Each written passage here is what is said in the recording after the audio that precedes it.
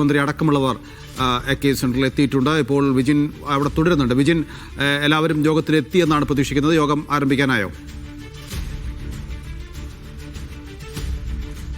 CPM സംസ്ഥാന secretariat യോഗം എന്തായാലും ആരംഭിച്ചു. നേരത്തെ തന്നെ എല്ലാ നേതാക്കളും എത്തിയിരുന്നു. അല്പസമയം മുമ്പ് മുഖ്യമന്ത്രി കൂടി എത്തിയിട്ടുണ്ട്. എന്തായാലും CPM നിർണായക സെക്രട്ടേറിയറ്റ് യോഗമാണ്. ഏതെങ്കിലും കാര്യത്തിലൊരു തീരുമാനത്തിലേക്ക് പോകുന്നതിൻ്റെ അല്ല, പക്ഷേ വലിയൊരു തിരിച്ചടി അത് LDF ഉണ്ടായിരിക്കുന്നു.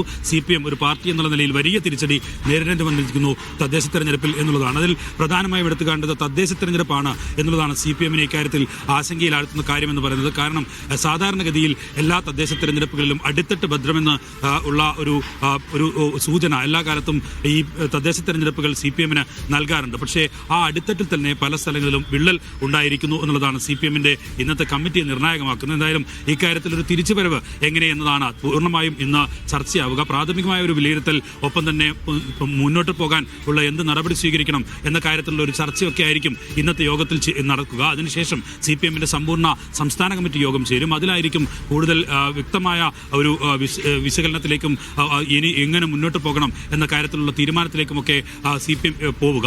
എന്തായാലും ഇപ്പോൾ നിലവിൽ ഈ തിരിച്ചടി ഏതൊക്കെ ഭാഗങ്ങളിൽ ഉണ്ടായി, ഏതൊക്കെ നിലപാടുകളാണ് തിരിച്ചടി ഉണ്ടാക്കിയത് എന്ന കാര്യത്തിൽ ഉൾപ്പെടെയാണ് സെക്രട്ടേറിയറ്റ് യോഗം ചർച്ച നടക്കുക. അതിലാണ് CPM മുമ്പിൽ ഉള്ള വിഷയങ്ങൾ. അത് നിരവധിയുണ്ട്. ഒന്നും രണ്ടും വിഷയത്തിൽ ഒതുങ്ങുന്നതല്ല. ഏതെങ്കിലും ഒന്നോ രണ്ടോ വിഷയത്തിലുള്ള പരിഹാരം നിർദ്ദേശിച്ച് ആ പരിഹാരത്തിലേക്ക് പോയാൽ തിരിച്ചു വരാം എന്നുള്ള ഒരു നിലപാടിലേക്ക് എത്താൻ കഴിയില്ല. കാരണം സ്വർണ്ണക്കൊള്ളയുണ്ട്, ഒപ്പം തന്നെ ഈ പറയുന്ന ന്യൂനപക്ഷ വോട്ടുകൾ മാറിപ്പോയ സാഹചര്യമുണ്ട്.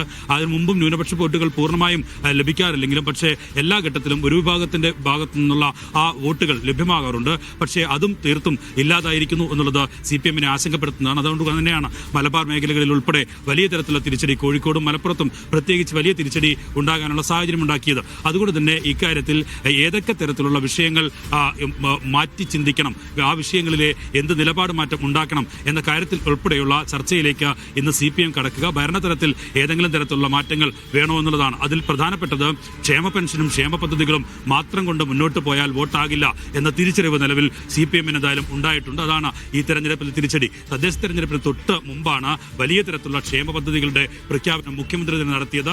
അത് തദ്ദേശ തെരഞ്ഞെടുപ്പ് തൊട്ട് മുമ്പ് തന്നെ നൽകുകയും ചെയ്തു. ക്ഷേമ പെൻഷൻ ഉൾപ്പെടെ വർദ്ധിപ്പിച്ച തുക നൽകുകയും ചെയ്തു. പക്ഷേ അതെല്ലാം നൽകിയിട്ടും ഇത്രയും വലിയ തിരിച്ചടി ഉണ്ടായത് ക്ഷേമ പദ്ധതികളോ അത്തരം നടപടികളോ മാത്രം കൊണ്ട് പിടിച്ചു നിൽക്കാൻ കഴിയില്ല എന്ന തിരിച്ചറിവിലേക്ക് CPM എത്തിക്കുകയാണ്.